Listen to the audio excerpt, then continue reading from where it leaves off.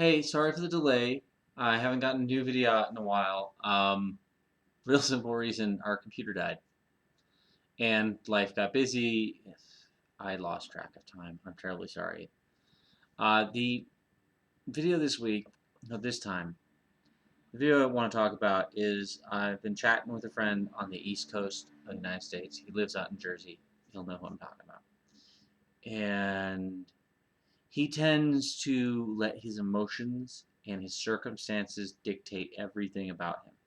He doesn't accept it and move on and see what he can do. Um, he has a bicycle and he bemoans that he doesn't have a motorcycle. He has a motorcycle, he bemoans he doesn't have a car, but he's not doing what he can with it.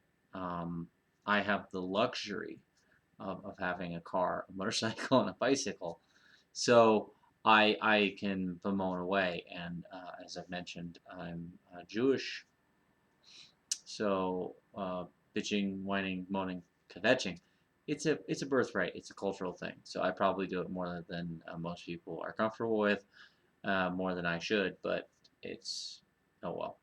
Anyway, the reason being is that you have a responsibility to do with what you have, what you can, and you know what, bitching, moaning, complaining, we all do it, and that's okay, so long as you don't let it get in the way. And where the emotion comes in is it's like being kicked off a horse. I took 20 years between the time I was last bucked off a horse and the time I got back on one. I actually learned to ride a motorcycle before I get back on a horse, and I was riding it in traffic and on a highway. And I'd had a spill with the motorcycle by the time I got back on the horse too. And the reason I did that was because I was deathly afraid. I was really afraid of getting back on the horse. I wouldn't admit it for a couple of years after. I was 8 to 28, and I'm 37 now. I haven't gotten on a horse since due to lack of opportunity, and lack of want. But I'm sure I could get on a horse and do just fine. I don't see any particular thing. I have a lot of friends who are really into horses. I don't see anything really special about it, so I didn't really do it. But the reason I didn't get on was because the last time when I was 8, between 8 and 28, when I was 8, I got on a horse. I was bucked off. I suffered a traumatic brain injury. Bad shit happened. And it affected me for life. I don't remember that whole day. I don't remember the day before. I don't remember the day after. Sorry, I remember a little bit that morning. And I have one flash of my memory of being up in the air, and that's the end of that. And so I let my emotion get a hold of me. I let my emotion control how I saw the situation. And when it comes to problems, then yeah, you health problems especially. And that was the conversation we're having with this guy. He's always got a new health problem. He's always got this. He's always got that. He doesn't turn around and go, well, fuck, my body doesn't work, and well, that kind of sucks. But I'm just gonna deal with it. I'm just gonna go out. He freaks out that there could be potentially a skin cancer problem from sunscreen. It doesn't work as well, so he doesn't go outside. Oh, well, he needs clothes, and he doesn't go outside because he doesn't get them. He lets his circumstance dictate that he won't go outside, and then he bemoans that he doesn't have any friends, he doesn't talk to anyone. Well, he doesn't have a driver's license.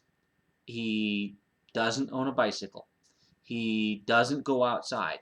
And if he got a bicycle, he would say, well, I get tired very easily. Well, he's out of shape. I mean, he's very skinny, but he's out of shape. Instead of getting that bicycle and saying, well, this is all I have, so I'm just going to whoop ass as hard as I can on this, and if that only means that I can bike 5 miles regularly, then I'm just gonna work that 5 miles. I mean, I have asthma, and if you think 5 miles is a lot, I have asthma, and there's a route that I use near my house going up and down one particular street that end to end runs 7 miles. It's 3.5 miles there and back, and I live about 1/4 down, so down, up, and back, and 7 miles. And even me with my asthmatic ass could do it. But let's say that he can only do 5. Instead of just accepting that he can only do 5, and then maximizing that 5, he sits at home and bemoans, well, I might as well not get a bicycle because I can only go 5 miles. There are other people who can do 100, and that's just not me. And woe is me. And all is because he's bought in to the woe is me, oh is this, oh is that, And there are other people that buy into fear and they buy into a lack. And they don't just maximize what they have when they have it. Now let's talk about health problems. All right. I'm a hypoglycemic with asthma, um, hypothyroidism, scoliosis, bulging discs, arthritis, piriformis syndrome, Asperger's syndrome, fair hair, blue eyes, traumatic brain injury. Um, I mentioned asthma. I mentioned asthma, but it's a long list. It's a long list of health problems, and I'm going to show you a little something. It's a little frightening, and I know, and I apologize for being fat, but right here is a scar. Okay, and that scar is from when I was 3 months old, and I was asymptomatic, and I had pyloric stenosis, and it almost killed me. And by did it almost kill me? Why, yes, Sean, it almost killed you, because I was taken to the doctor at 5 p.m. and he sent me right to the hospital. And this was like the third or fourth doctor my mom was taking me to, and said, "There's something wrong with him. Oh, there's wrong with him. Oh, there's something wrong with him." And doctor said, "Oh, he's got this, and he's going to need surgery. When? Now." And I went to the hospital, and the next morning I was in surgery. And I said, "Oh, it's probably a couple weeks." My mom and I talked to the doctor. That was like 8:20 when I mentioned this. And she went, "No, you were about to die." And I said, "Bullshit." She said, "Call the doctor." So I called the doctor. He's like, "Yeah, you were about to die." Like, how long? Well, if your mother had waited to Monday, you wouldn't have made it. You were going to die probably by the very next night. You were that close.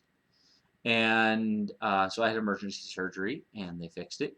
And you can look it up on Wikipedia. It's a fairly simple internal surgery, but without it, you will die. So I have this long list of health problems, and some of them I still haven't conquered. I'm still 40 pounds overweight, and I've been talking about this for a year or more that I've been wanting to lose this weight. I try and I try and I try. And, I work a semi-physical job 4 to 5 days a week, and I'm not losing but like a pound or two a month. This is really slow, and I'm really worried. But you know what? Instead of bemoaning it, I'm contacting my doctor. I'm getting the blood test I need. I'm going to talk to her about it. I'm being proactive. And there are many days in which I don't want to go to the gym. But again, I'm trying to be proactive. I'm trying to get into the gym. And now that the weather's warming up, because it did that Nevada thing where it was freezing, and then the next week it's going to light your butt on fire. Right there, it's upside down, but it's a nice little commuter bicycle, and I can ride to work. It's only a couple of miles. A couple miles there, a couple miles back. Work all day. Now you might say, well, aren't you really tired? That's true, but this will allow me to loosen up, warm up there, loosen up on the way home. And maybe it will help me start to lose weight and get better shape and be more physical. And I'm using this whole physicality and health problem as an example. Take this same idea and apply it to whatever circumstance you have. Accept that you may not be able to do everything you want to do, but understand that between everything you want to do and where you are, there might be an entire country of things that you can do and options that you can explore. So instead of sitting at home and saying, I don't have a license and I don't have all this, like my friend does, and never going out and then blaming the whole world for your problems, you know what? Go out. See what you can do. Get a bicycle and bike. Go around. If you don't like where you are, move. Find out how to do that and do it. We're relocating to the East Coast this year, and yes, because we have friends and because the wife's job opportunities are going to be much better out there than where we are, and mine too, and college, and there's just a whole range of life opportunities. The Northeast Megalopolis, look it up on Wikipedia, is rife with opportunity. And we could say, we don't have anybody out there to do this. We don't have any place to stay. We don't have this. We don't have that. We can't move. It's out of our hands. We don't have this ability. We are too poor. We don't make enough money. Or we could sacrifice. We could sell things.